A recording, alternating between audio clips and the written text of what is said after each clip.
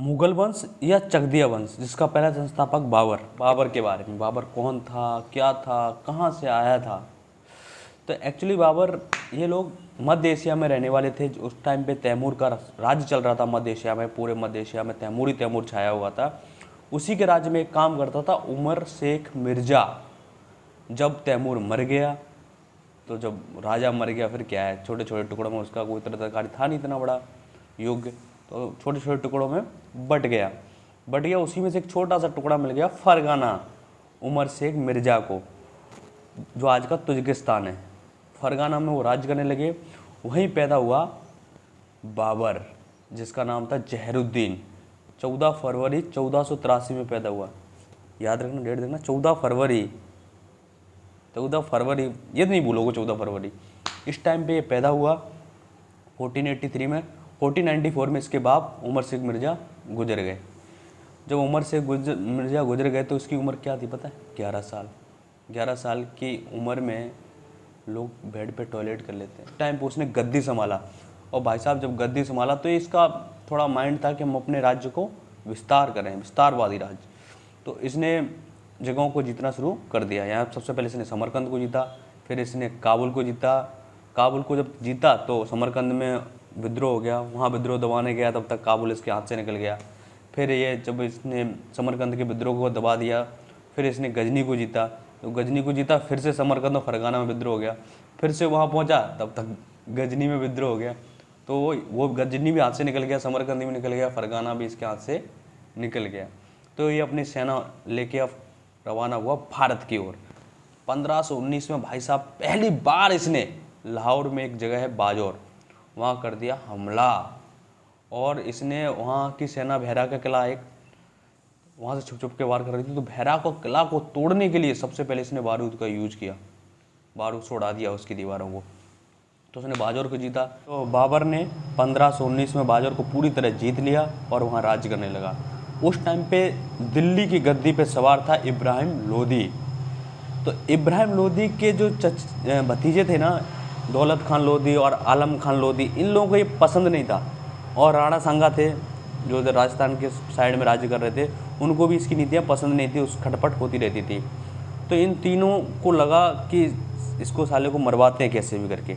तो उस टाइम पे इनको बाबर के बारे में पता चला, तो इन्होंने बाबर से मुलाकात की, इनविटेशन दिया कि भाई आओ, ऐसे ऐसे इब्राहिम लोदी रह रहा है, उसकी खुफिया जानकारी सारी दे डाली, ऐसे ऐसे यहाँ पे ये है, इसकी ये कमी है, ये शक्ति है, सब बता दिया। इन भाई साहबों को क्या लगा कि बाबर आएगा और इनको गद्दी में बैठा रहेगा तीनों को, है ना, और इब्राहिम लोदी को मार के चला जाएगा, है ना दोस्त। रास्ते में पड़े कंकड़ उतनी दिक्कत नहीं देते जितना जूते में घुसा एक कंकड़ परेशान कर देता है। तो वही है, घर का भेदी लंकड़ आए। तो इन लोगों ने पूरी जानकारी दे दी, और भाई साहब जानकारी मिलने के बाद बाबर रेडी, इधर इब्राहिम लोदी रेडी, और 1526 में पानीपत में उतर गए भाई साहब। बाबर ने युद्ध में तुगलमा नीति और रूमी पद्धति को अपनाया। तुगलमा नीति मतलब जो सामने वाली शत्रु की सेना उसको चारों तरफ से पैराबोला की साइड से घेर लेना, उसे बोलते तुगलमा नीति। रूमी पद्धति मतलब जो तोपों के लिए इसने यूज किया था, तुगलमा नीति की इसने यूज किया था सेना के लिए, सेना को बिछाया इसने तुगलमा नीति से। और रूमी पद्धति से इसने मिसाइल्स वगैरह को, जो अपनी गोला बारूद थे, उसको लगाया। तो जो लगाने के बाद जो भाई साहब लोदी का जो हाल किया ना, जैसे तोप चलाई, उसके घोड़े वोड़े सब बिचुक गए और बुरी तरह इधर उधर भागने लगे, बुरी तरह हरा दिया 1526 के युद्ध में, पानीपत के युद्ध में। और भाई साहब दिल्ली में रहने का विचार बना लिया कि मैं दिल्ली में है रहूँगा। ये बात सुन के भाई साहब राणा सांगा, दौलत खान लोदी और आलम खान लोदी, महमूद लोदी, ये सब भड़क गए। बोले तू कैसे रहेगा यहाँ?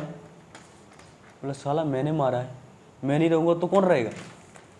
तो भाई साहब 1526 में हुआ। 1527 में आगरा के पास एक जगह है खानवा, वहाँ उतर गए राणा सांगा, महमूद लोदी, इब्राहिम लोदी का भाई, ये आलम खान लोदी, चंदेरी का राजा मेहंदी राय, ये सारे उतर गए उसके खिलाफ। भाई साहब तगड़ा वाला ब्रीफिंग देना शुरू कर दिया बाबर ने अपनी सेना को। उसने एक तमंगा टैक्स लगता था उसकी सेना पे, वो उठा दिया, वो सेना को कोई टैक्स नहीं देना।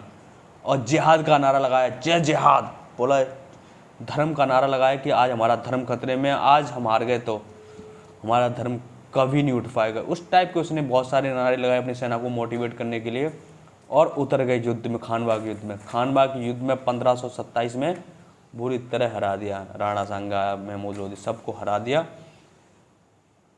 और वहीं पे इसने राणा सांगा की मृत्यु मार दिया। उसके बाद 1527 में ये किया, 1528 में फिर इसने युद्ध किया। चंदेरी का राजा भी मेहंदी आया था, वो भाग गया था।